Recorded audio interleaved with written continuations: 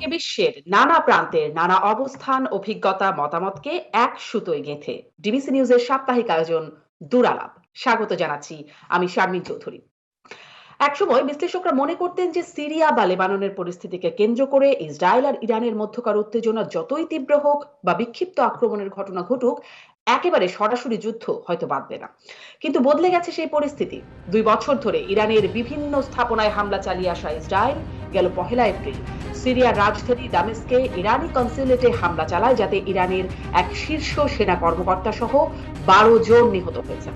এর জবাবে 13 এপ্রিল ইসরায়েলকে লক্ষ্য করে 3 শতাধিক ক্ষেপণাস্ত্র ও ড্রোন নিক্ষেপ করে ইরান।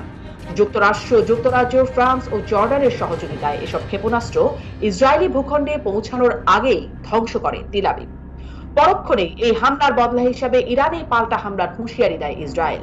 যুক্তরাষ্ট্র ও বেশ কয়েকটি ইউরোপীয় দেশ ইসরায়েলকে পাল্টা জবাব না দেওয়ার আহ্বান জানালেও তা উপেক্ষা করে স্থানীয় সময় আজ শুক্রবার ভোরে ইরানে হামলা চালিয়েছে ইসরায়েল। ইসরায়েল ইরানে হামলা চালালে তার কঠোর জবাব দেওয়া হবে এমন হুঁশিয়ারি দেয়া তেহরান এই হামলার পর ভবিষ্যতে পারমাণবিক অস্ত্র ব্যবহারের হুমকি দিয়ে রাখছে। সামনে কি করবে ইরান? কোন দিকে যাচ্ছে এই সংঘাত? কেমন পরিণতি হবে মধ্যপ্রাচ্যের? এই সংঘাতে ইসরায়েলের আগ্রাসনের শিকার ফিলিস্তিনিরা কি আরো কোণঠাসা হয়ে পড়বে?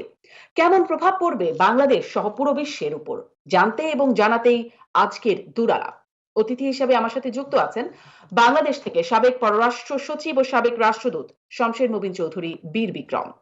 ইরান থেকে যুক্ত আছেন রেডিও তেহরানের সিনিয়র সাংবাদিক গাজী আব্দুর রশিদ, এবং যুক্তরাষ্ট্র থেকে যুক্ত আছেন ইউনিভার্সিটি অব নিউ অরলিয়ান্সের সাবেক উপাচার্য এমেরিটাস অধ্যাপক ডক্টর মুস্তফা সারওয়ার। স্বাগত জানাচ্ছি আপনাদের তিনজনকেই আজকের দুরালাপে। আমি শুরুতেই গাজী আব্দুর রশিদ আপনার কাছ থেকে জানতে চাইবো যে ইরানের পরিস্থিতি, আপনি ইরানে আছেন।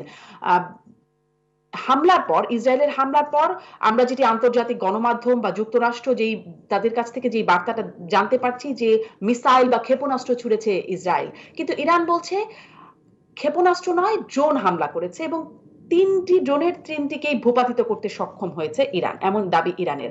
আসলে যেখানে আমরা দেখেছি ইরান ইসরায়েলে 300 ক্ষেপণাস্ত্র ড্রোন হামলা চালিয়েছিল, সেখানে ইসরায়েল মাত্র 3টি, তাও আবার ড্রোন হামলা।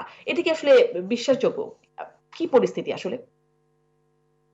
শারমিন চৌধুরী, আপনাকে ধন্যবাদ বিবিসি দুরালাপে আমাকে সংযুক্ত করার জন্য।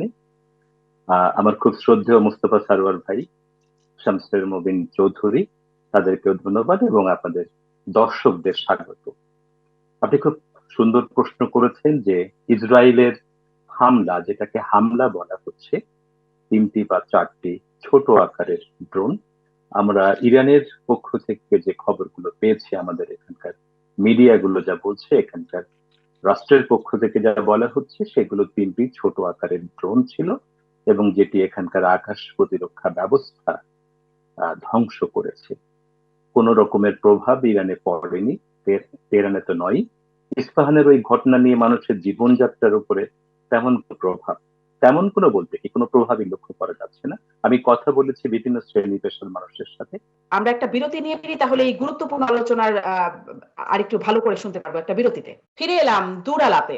গাজী আব্দুর রশিদ, আপনার কাছ থেকে বিরতিতে গিয়েছিলাম, আপনি বলছিলেন যে ইরানের জীবনযাত্রায় কোনো প্রভাব পড়ে নাই, কিন্তু ইরানের মানুষের মধ্যে কোনো প্রতিক্রিয়া, যেমন যখন ইসরায়েলে হামলা চালিয়েছিল ইরান, তখন আমরা দেখেছিলাম যে ইরানের মানুষ উৎফুল্ল বা তাদের উচ্ছ্বাস প্রকাশ করেছে। এখন তারা আসলে কি প্রতিক্রিয়া দিচ্ছে, এটি একটি প্রশ্ন, এবং সাথে সাথে এটিও একটু জিজ্ঞাসা করে ফেলি যে এখন ইরান বলছে যে ভবিষ্যতে ইসরায়েল ক্ষেপণাস্ত্র হামলা চালালে পারমাণবিক অস্ত্র ব্যবহারের কথা ভাবতে হতে পারে ইরানের। তার মানে কি আসলে ভবিষ্যতে হামলা চালালে তারা কিছু ভাববে? এই যাত্রায় যে হামলা হলো, তার কোনো প্রতিক্রিয়া ইরান দেবে না, এটি কি বলা যায়? শারমিন, আপনাকে ধন্যবাদ। আপনি খুব খুব চমৎকার একটি প্রশ্ন করেছেন। প্রথমে আমি আসি ইরানের মানুষের মধ্যে প্রতিক্রিয়াটা কি হয়েছে। এই যে হামলা, এটাকে হামলা বলা হচ্ছে না, এটা আমি আগেই বলেছি আলোচনার মধ্যে যে 2-3টে ছোটখাটো ড্রোন, যেটা এখানে অনুপ্রবেশকারীরা নিয়ন্ত্রণ করে পাঠিয়েছিল, সেটাকে ধ্বংস করা হয়েছে। আর এই প্রক্রিয়ার মধ্যে ইরানের মানুষের মধ্যে আমি সর্বশ্রেণী পেশার মানুষের সাথে কথা বলেছি, তারা খুব বেশি উদ্বেগ, খুব বেশি না, কোনো উদ্বেগই আমি দেখিনি, বরঞ্চ তারা হুম বলেছে এটুকুনি হওয়াটা স্বাভাবিক ছিল। কারণ ইরানি মানুষ আমি দেখেছি রাজনৈতিকভাবে খুবই সচেতন এবং তারা খুবই ধীর স্থির বা ধীর শক্তির অধিকারী। তো সেই বিবেচনায় তারা ড্রাইভার শ্রেণী থেকে শুরু করে আহ, বিশেষজ্ঞ পর্যায়ে, অধ্যাপক পর্যায়ে সবার একই বক্তব্য যে এটা আসলে একটা স্বাভাবিক জবাব ছিল বা স্বাভাবিক একটা বিষয় ছিল। আসলে কোনো যুদ্ধের বা বড় কোনো হামলার, ইসরায়েলের মান রক্ষার, সম্মান রক্ষার একটি ছোটখাটো বিষয়। তারা যেভাবে আগে গুপ্ত হত্যা চালাতো বা অন্য অন্য ষড়যন্ত্রগুলো করতো, সেই তারই একটি অংশ এটি। এবার আসি আমি, যে আপনি বলছিলেন যে ইরান পরমাণু অস্ত্র ব্যবহার করবে কিনা। আসলে পরমাণু অস্ত্রের কথাটা কেন আসবে? ইরান বারবার বলছে, ইরানের সর্বোচ্চ পর্যায় থেকে ইরানের পররাষ্ট্রমন্ত্রী, ইরানের প্রেসিডেন্ট, তিনি কিন্তু বলেছেন খুব ক্লিয়ার ভাবে যে এক্সটেন্সিভ অ্যান্ড পেইনফুল রেসপন্স করা হবে। ইরানের সশস্ত্র বাহিনীর প্রধান তিনিও কিন্তু একই হুঁশিয়ারি দিয়েছেন। পররাষ্ট্রমন্ত্রী বলেছেন তাৎক্ষণিক এবং সর্বোচ্চ পর্যায়ের জবাব দেওয়া হবে। উপপররাষ্ট্রমন্ত্রী তিনি বলেছেন ঝঞ্ঝা বিক্ষুব্ধ জবাব দেওয়া হবে। অর্থাৎ ইরানের সর্বোচ্চ পর্যায় থেকে, এবং ইরানের আহ, আহ, সর্বোচ্চ নেতা আয়াতুল্লাহিল উজমা খামেনি তিনি বলেছেন আঘাত করে পার পাওয়ার দিন শেষ হয়ে গেছে। তো এই যে বক্তব্যগুলো, এতে বলা হচ্ছে, বোঝা যাচ্ছে ক্লিয়ারলি যে ইরান কোনো অপশক্তির কাছে বা অপরাধের কাছে, তাদের কাছে মাথা নত করবে না। তারা যোগ্য জবাব দেবে এবং সেই দেয়ার পরিস্থিতি আমরা লক্ষ্য করেছি 14 এপ্রিলের হামলায়, রাতভর যে হামলাটি হুম হয়েছে। এখন ইরানের একজন উঁচু কর্মকর্তা, বিপ্লবী গার্ড বাহিনীর একজন কমান্ডার জেনারেল আহমদ হাক সালাম, উনি গতকাল এই পরমাণু প্রসঙ্গে কথা বলেছেন যে এখানকার পরমাণু স্থাপনাগুলো নিরাপদ এবং ভালো আছে, কোন রকমের অসুবিধা নেই, কিন্তু বারবার যেভাবে পশ্চিমা শক্তি সহ ইসরায়েল হুমকি ধমকি দিয়ে যাচ্ছে এবং ইসরায়েলের বিশেষ করে ইরানের কনসুলেটে হামলা, গণহত্যা, গুপ্ত হত্যা, হুম সেনাবাহিনীর লোকজনকে হত্যা, নানাভাবে পরমাণু বিজ্ঞানী হত্যা যেগুলো করে যাচ্ছে, তার জবাব দিতে ইরান প্রয়োজনে তার পরমাণু যে নীতি সেটা বদলে হুম যেতে পারে, তার যে ডক্ট্রিনটা আছে সেটা পরিবর্তন ঘটাতে পারে। এর একটা ইঙ্গিত বহ অর্থ নিশ্চয়ই আছে। আপনারা যারা আন্তর্জাতিক জি। বিশ্লেষক আছেন, সম্পর্ক নিয়ে কথা বলেন, সবাই বিষয়টি স্পষ্ট করে বুঝতে পারবেন যে জি। কেন এই কথাটি গাজী তারা আব্দুর রশিদ, বলছে। ধন্যবাদ আপনাকে। এই বিশ্লেষণ থেকে আমি জনাব শমশের মুবিন চৌধুরীর কাছেও যাই। মানে ওই প্রশ্নটা রয়ে গেল যে এই হামলার বা যেটিকে আসলে ইরান বলছে ৩টি ড্রোন হামলা করেছে। এই হামলার কোনো জবাব কি আ ইরান দেবে কিনা ইসরায়েলকে, সেটি জনাব শমশের মুবিন চৌধুরী, এই বিশ্লেষণটা জানতে চাই। কি মনে হচ্ছে আপনার কাছে? এবং আন্তর্জাতিক গণমাধ্যমে যে খবরটি আসছে যে ইরান ইসরায়েলের হামলাকে ডাউন প্লে বা কমিয়ে বলছে, যতটা আসলে গুরুত্ব তার চেয়ে কম দেখানো হচ্ছে ইরানের পক্ষ থেকে। বিষয়টি কি তাই? আহ, জনাব শামসের আমার উদ্দিন। প্রথম আমার প্রথম প্রশ্ন আপনার কাছে হচ্ছে যে আন্তর্জাতিক গণমাধ্যম মানে আপনি কোন আন্তর্জাতিক গণমাধ্যম বলছেন? যারা দীর্ঘদিন ধরে ইসরায়েলের পক্ষে কথা বলে আসছে সেই গণমাধ্যমের কথা বলছেন?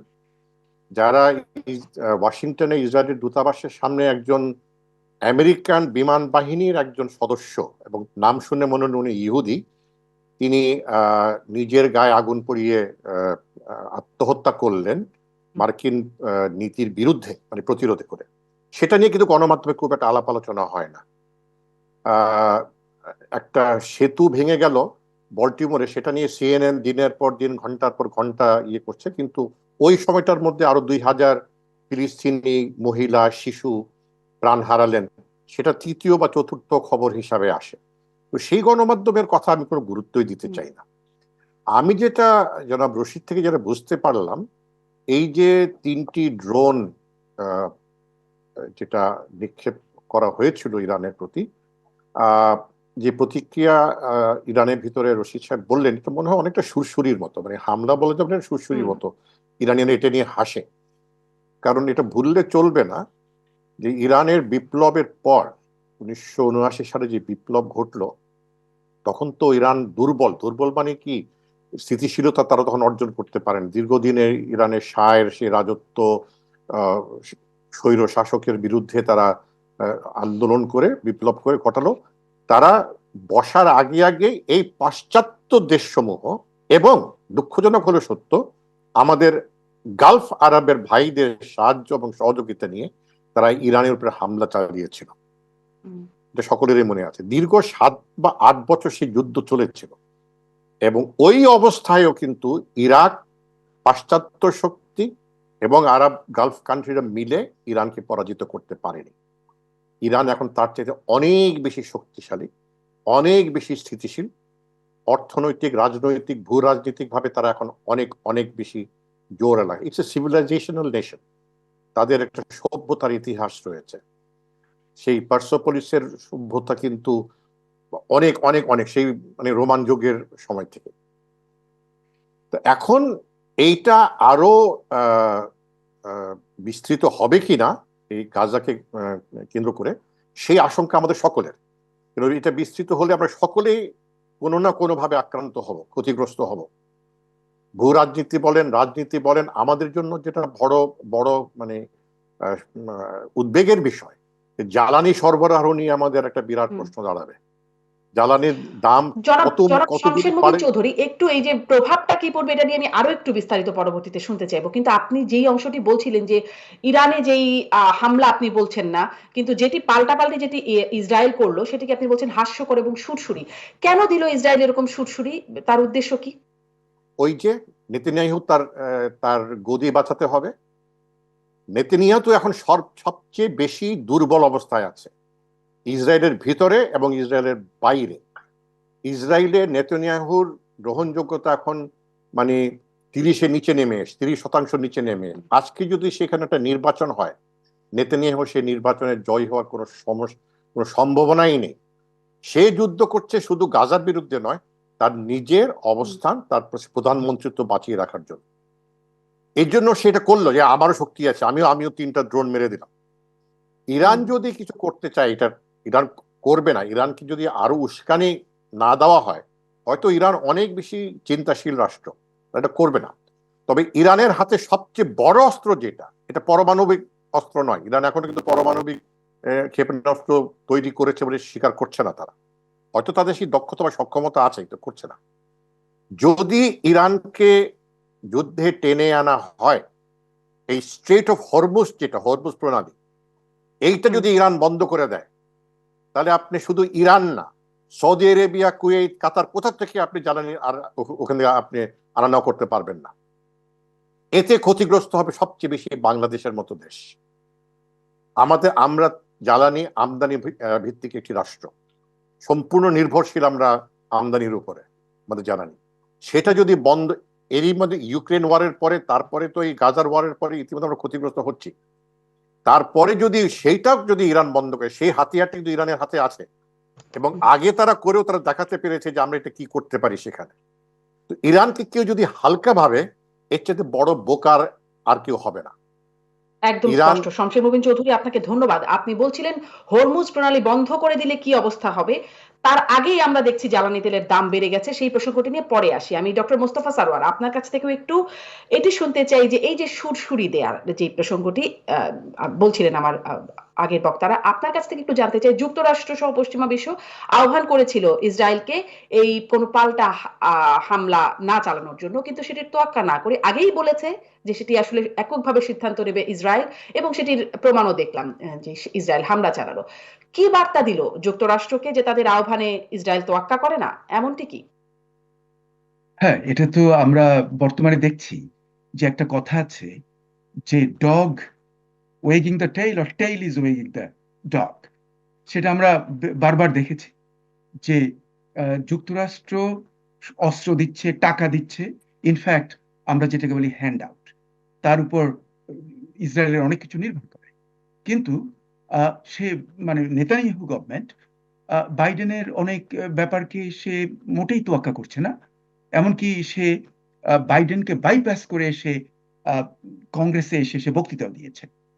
এটা আমরা দেখছি। এবং যে জন্য সাম্প্রতিক বিরোধী দলের এক নেতা সে ওয়াশিংটন থেকে ফেরত গিয়ে বলেছে যে ওয়াশিংটন ডিসিতে আলোচনা হলো যে বর্তমান Netanyahu government is suffering from ingratitude, যেটাকে বাংলায় আমরা সহজ বাংলায় জনসাধারণের নেমক হারাম, যে নেমক হারাম হারামি করছে।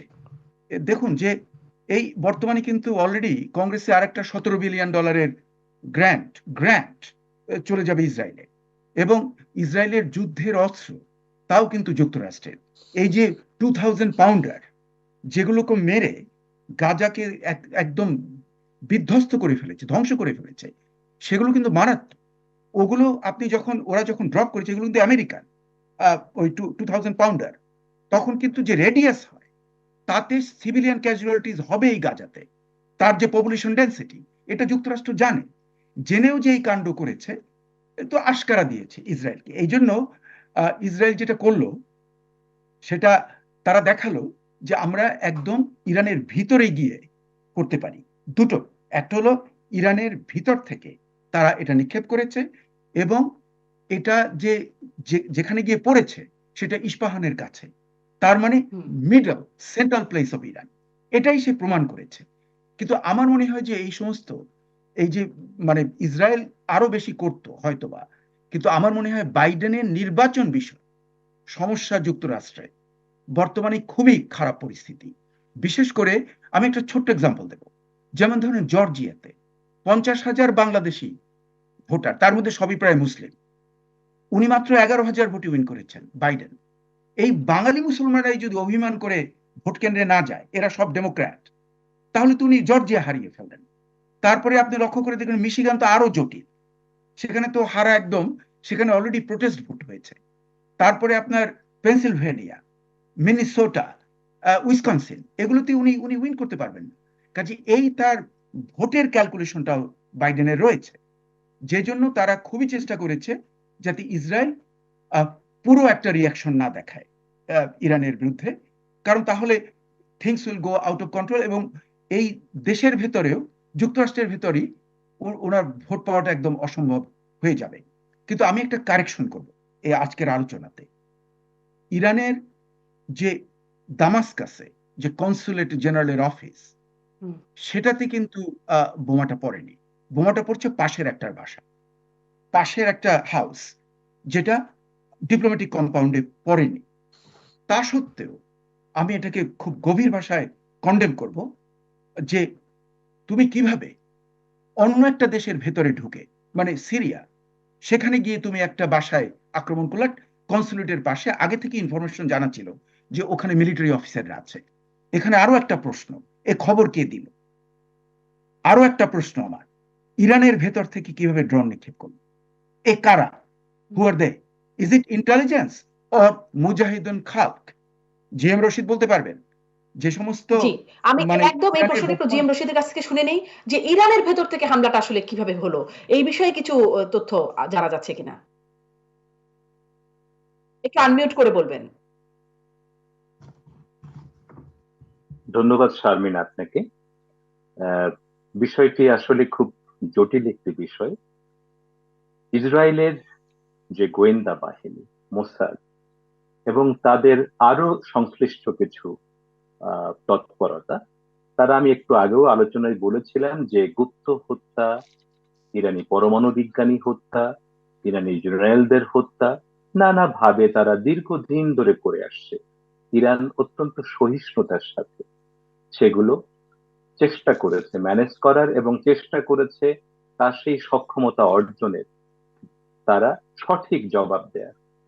তো সেই চেষ্টার জায়গা থেকে এখনো আপনি কিছুদিন আগেও লক্ষ্য করবেন যে জেনারেল কাসেম সোলাইমানের শাহাদাত বার্ষিকীতে এখানে হামলা হয়েছে, প্রায় 200-র মতো মানুষ মারা গেছে।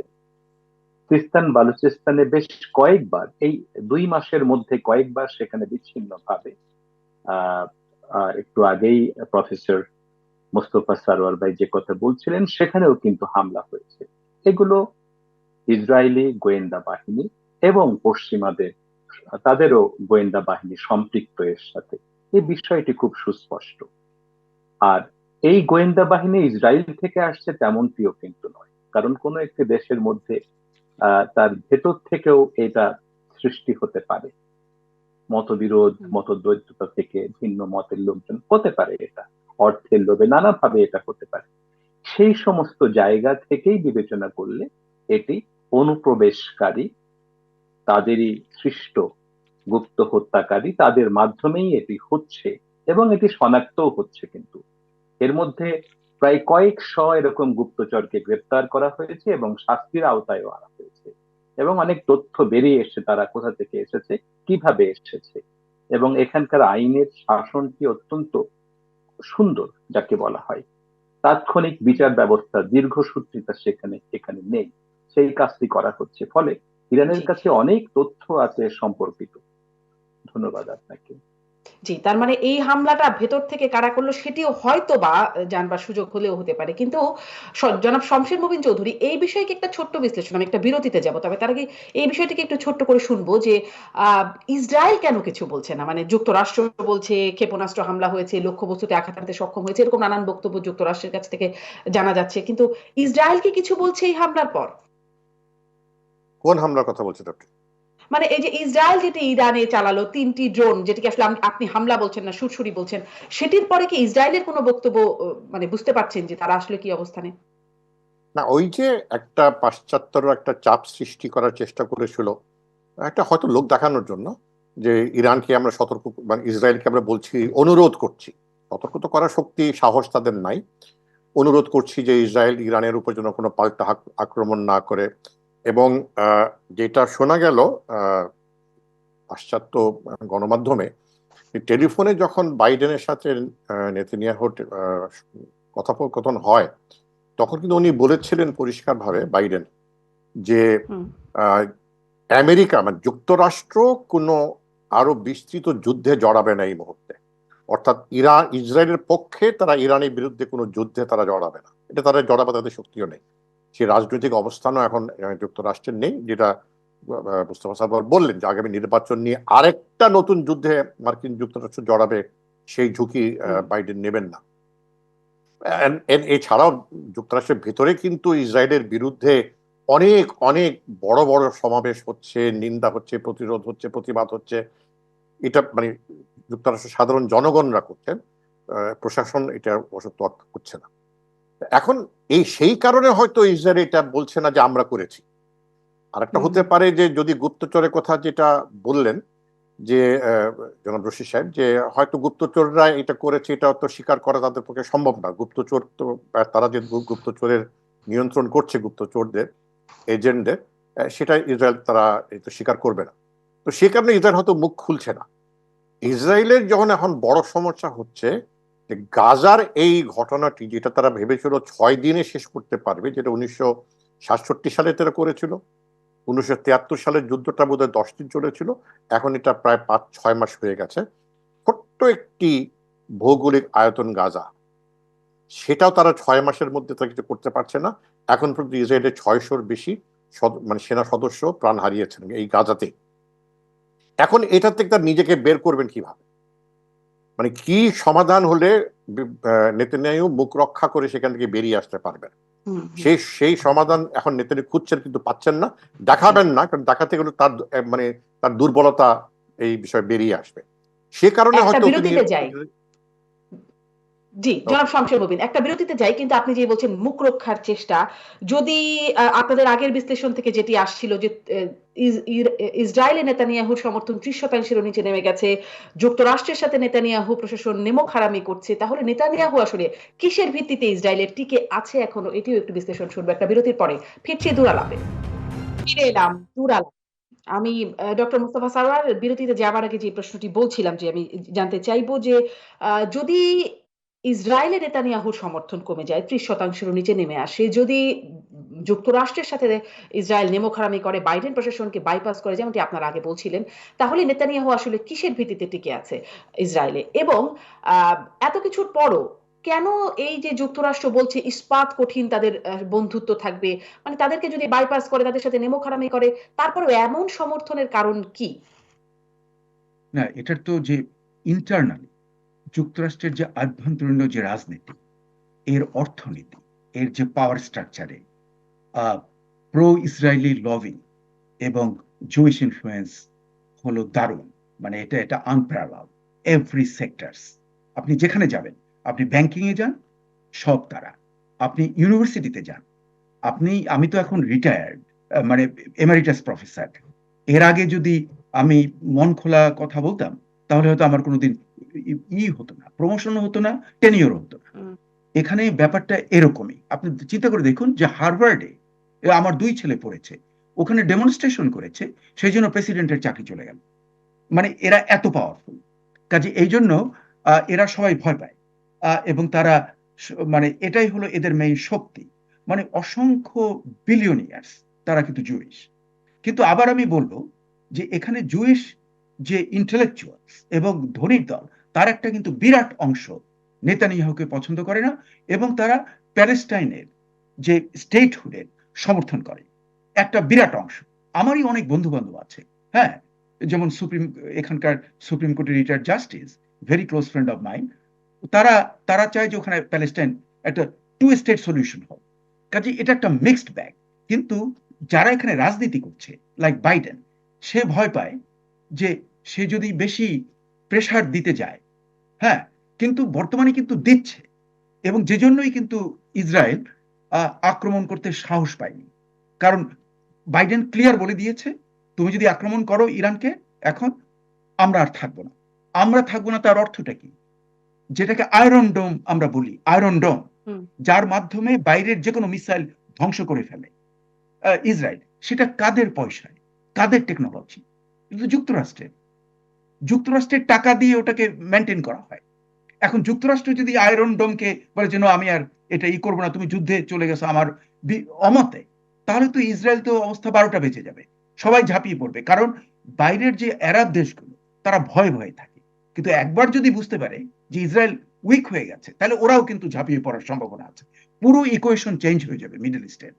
কাজে এই সমস্ত চিন্তা ব্যাপার আছে, যে জন্য এবারে রিস্ট্রেইন হয়েছে নেতানিয়াহু। আরো একটা ব্যাপার, ব্লিনকেন এখানকার যে পররাষ্ট্রমন্ত্রী, সে কিন্তু হুম, কয়েক সপ্তাহ আগে কিন্তু ক্লিয়ার বলে দিয়েছে যে নির্বাচন হতে হবে তাড়াতাড়ি ইসরায়েলে, তোমার নেতৃত্বের কোনো অধিকার নেই, নেতানিয়াহু সম্পর্কে সে বলেছে।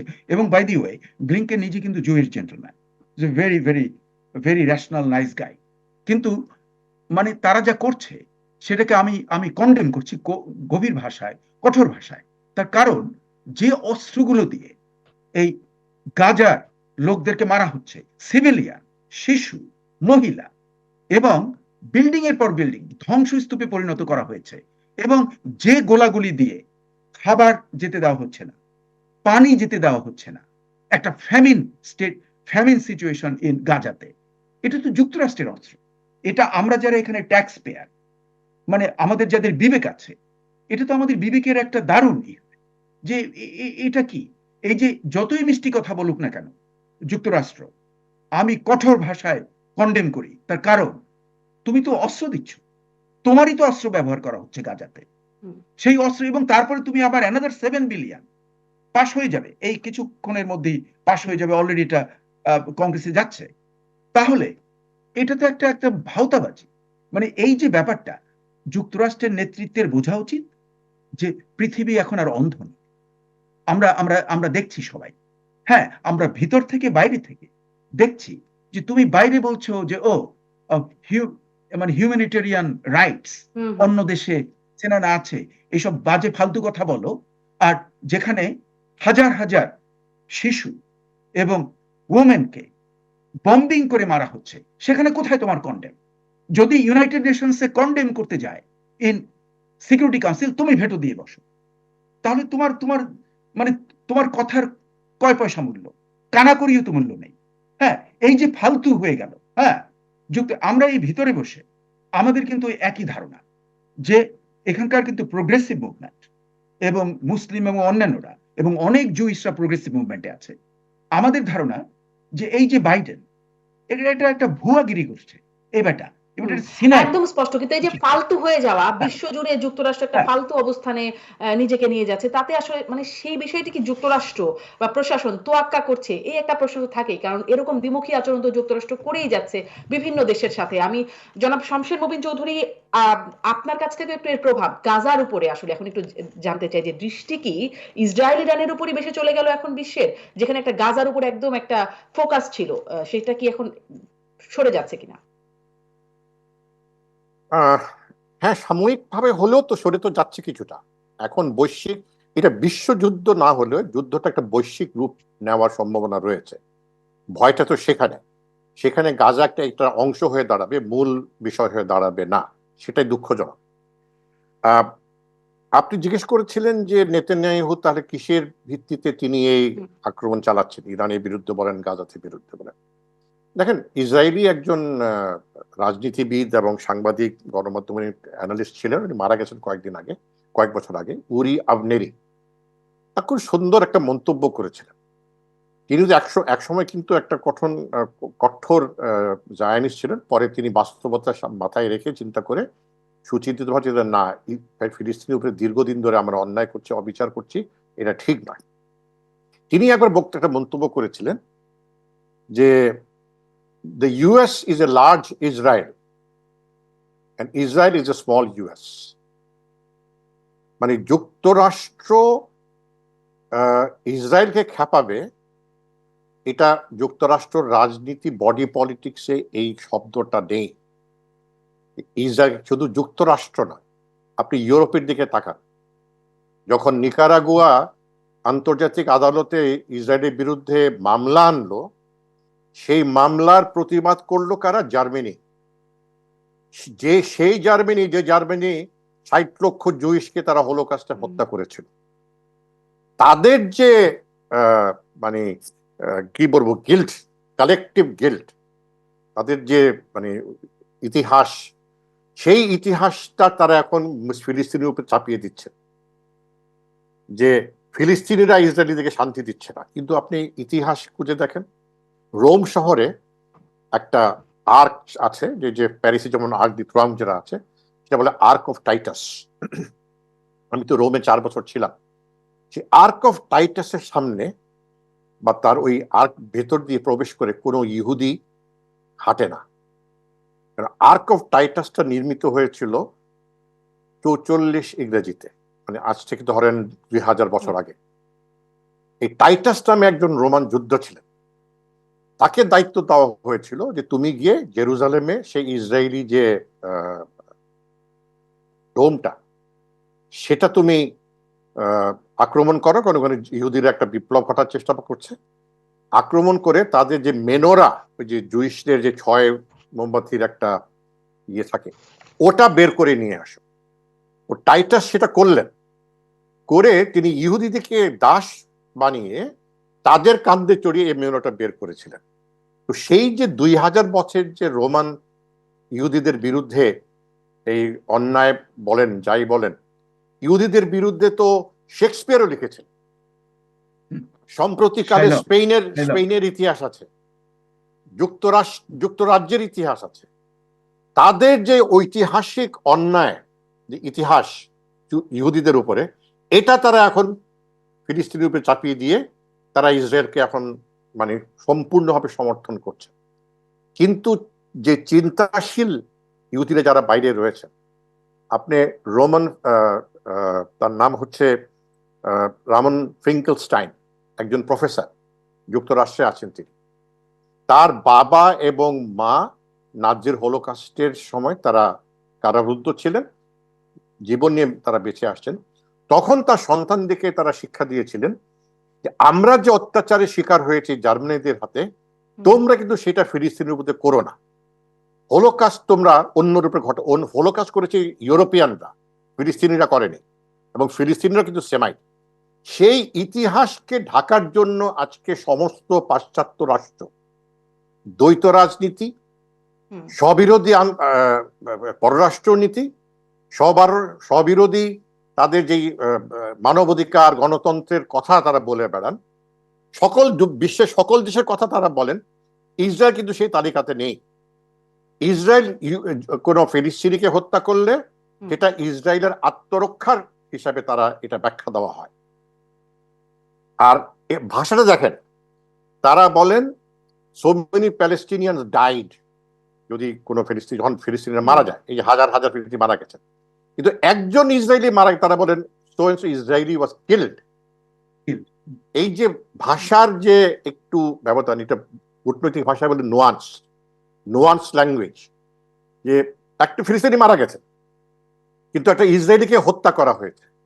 আপনি নিশ্চয়ই সামনে বুঝতে পারছেন যে কোথায় একদমই স্পষ্ট শমশের কত মবিন তাদের চৌধুরী আপনি মানে একদমই দ্বৈত স্পষ্ট নীতিটা করেছেন যে কি কোথায় তার, পরিমাণ দ্বিচারিতা দ্বিমুখিতা যেটি যুক্তরাষ্ট্র দেখাচ্ছে এই এবং ইউরোপ মাদকতা এবং ইউরোপ প্রসঙ্গটা নিয়ে। এবং আমি ইউরোপ গাজী আব্দুর রশিদ আপনার কাছ থেকে একটু জানতে চাইবো যে এই যে পাশ্চাত্য পুরো মানে যুক্তরাষ্ট্র সহ তারা ইসরায়েলকে একদম মানে একদম পুরোপুরি সমর্থন দিয়ে যাচ্ছে।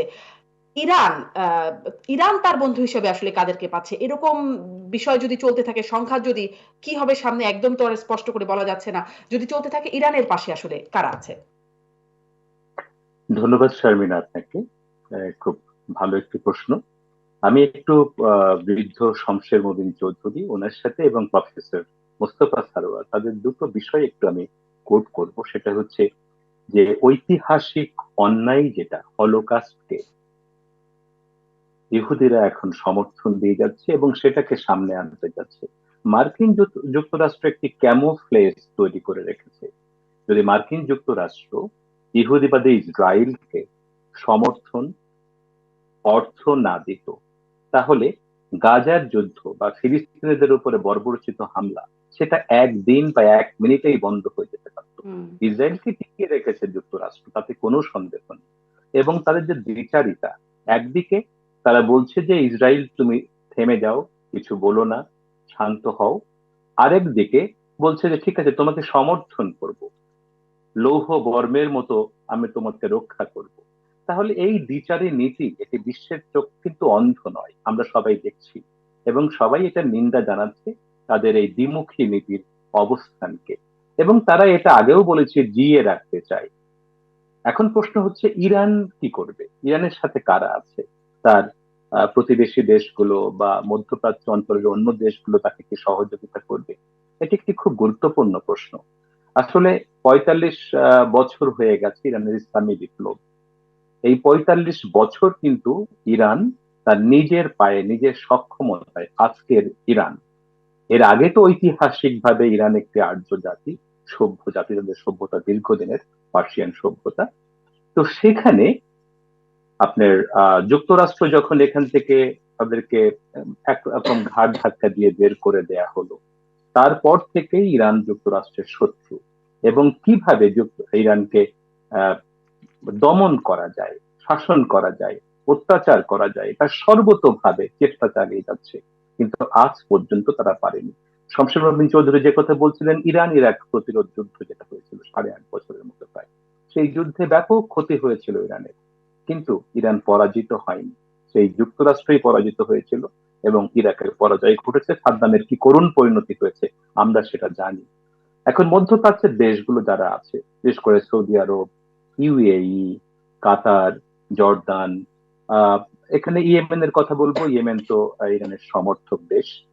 লেবাননের কথা তো আপনারা জানেন, সিরিয়া জানেন, এসব দেশগুলো তো ইরানের সেখানে প্রক্সি সমর্থন পোষণ লোক তারা রয়েছে, হিজবুল্লাহ রয়েছে, হুতি আনসারুল্লাহ রয়েছে, তারা তো সর্বতোভাবেই শুধু নির্দেশনার অপেক্ষায় রয়েছে। বাকি দেশগুলো, বিশেষ করে গত বছর সৌদি আরবের সাথে চীনের মধ্যস্থতায় একটা সম্পর্ক মোটামুটি সৃষ্টি হয়েছে, তুরস্ক আছে এই অঞ্চলে। তো এইসব দেশগুলো তার বন্ধু, আমি রাশিয়ার কথা বলবো, রাশিয়া, চায়না, তাদের তো সহযোগিতা ইরানের সাথে রয়েছে, সম্পর্ক রয়েছে দ্বিপাক্ষিক সহ নানা বিষয়ে। এবং ইরান কিন্তু বর্তমান সময়ে, যে কথা শমশের মবিন চৌধুরী বলছিলেন, ইরান এখন অস্ত্র রপ্তানি করে এবং ইরান তার তৈরি ড্রোন অন্যকে তারা ডেলিভারি দিয়ে পাচ্ছে না। অর্থাৎ গত বছর, আমি গত মাসের একটা পরিসংখ্যান বলছি, ২৩৬% বৃদ্ধি পেয়েছে তার অস্ত্র রপ্তানি। ইরান পরমাণু শান্তিপূর্ণ কাজে পরমাণু রপ্তানি যেটা, সেটা করছে। এগুলো যুক্তরাষ্ট্রের কাছে চক্ষুশূল হয়ে গেছে। ইরান এতটা উন্নতি করেছে, ১৪,০০০-এর বেশি ইরানের উপরে নিষেধাজ্ঞা আছে। এবং এখনো এই সম্প্রতিও কিন্তু গ্রেট ব্রিটেন সহ যুক্তরাষ্ট্র তারা আবার নতুন করে নিষেধাজ্ঞা দেওয়ার পরিকল্পনা করেছে ইরানের উপরে এই ১৪ই এপ্রিলের হামলার পর। তাহলে বুঝুন যে এত কিছুর পরে বিশ্বের কোন দেশের বিরুদ্ধে এত বেশি এম্বার্গো নেই। ইরান সেগুলোকে উপেক্ষা করে নিজের বুদ্ধিমত্তা, নিজের ধৈর্য, সহিষ্ণুতা, শক্তি দিয়ে তারা তাদের এই সামর্থ্য অর্জন করেছে। এবং আজকের যে ইরান, এই ইরানকে হুমকি ধমকি দিয়ে কেউ পার পেয়ে যাবে এবং মধ্যপ্রাচ্য অঞ্চলের কোনো দেশ কিন্তু ইরানকে হামলা জনাব রশিদ, এই হুমকি ধামকি দিয়ে পার পেয়ে না গেলেও হুমকি ধামকি দেয়া হচ্ছে। একটা ছোট্ট বিশ্লেষণ দিয়ে আসলে শেষ করব, যে এই হুমকি ধামকি যেমন যে সুরসুরি ইসরায়েল দিচ্ছে, এরকম কি আরো দেবে বলে কোনো আভাস আছে? মানে ইরানের কাছে এরকম কোনো তথ্য আছে? কারণ ইরান বলছে ভবিষ্যতে ক্ষেপণাস্ত্র হামলা হলে তখন পরমাণু নীতির পরিবর্তন আসতে পারে বা পারমাণবিক অস্ত্র ব্যবহারের চিন্তা ভাবনা ইরান করতে পারে, এরকম বক্তব্য আমরা শুনতে পাচ্ছি। আসলে এরকম আশঙ্কা আছে কিনা? একটা ফুল স্কেল যুদ্ধ বাঁধবার কোনো সম্ভাবনা, আশঙ্কা আছে কিনা? দেখুন, জনাব রশিদ। আমার ব্যক্তিগত অভিমত হচ্ছে এ ধরনের ফুল স্কেল যুদ্ধ বাঁধার সম্ভাবনা নেই। এই জন্যে নেই কারণ যুদ্ধ বাঁধলে সেটার একটা ভয়াবহ পরিণতি হবে, যে পরিণতি খুব সাদা চোখেও দেখা যায়। ইরান কিন্তু সেই ৪৫ বছর আগের ইরান নেই। ইরানের জি, সক্ষমতা নিয়ে এখন প্রশ্ন করার কোনো সুযোগ নেই। ফলে ফুল স্কেল যুদ্ধ হওয়ার সম্ভাবনা নেই এবং আপনি ইসরায়েল একদমই হামলা দেখছেন না। চালাচ্ছে। অনেক ধন্যবাদ জনাব রশিদ। একই বিশ্লেষণ ১ মিনিট করে একটু শুনবো আমি ডক্টর মোস্তফা সরোয়ার আপনার কাছ থেকে। যুদ্ধ বাঁধবার কোনো শঙ্কা দেখেন কিনা? আনমিউট করে বলবেন প্লিজ। যদি যুদ্ধ বেঁধে যায়, মানে একটা লার্জ স্কেলে, তাহলে ইরান কিন্তু বন্ধু পাবে না কাউকে। মানে রাশিয়া ওখানে এসে যুদ্ধ করবে না, হয়তো কিছুটা প্রক্সি দেবে। চীন তো কখনো যুদ্ধে জড়িত হয় না। আর অন দ্য আদার হ্যান্ড, ইসরায়েলের পক্ষে তো যুক্তরাষ্ট্র এবং ইউরোপিয়ান ইউনিয়ন থাকবে, আর সঙ্গে আরব দেশগুলো, ওরা ইরানকে সমর্থন করবে না।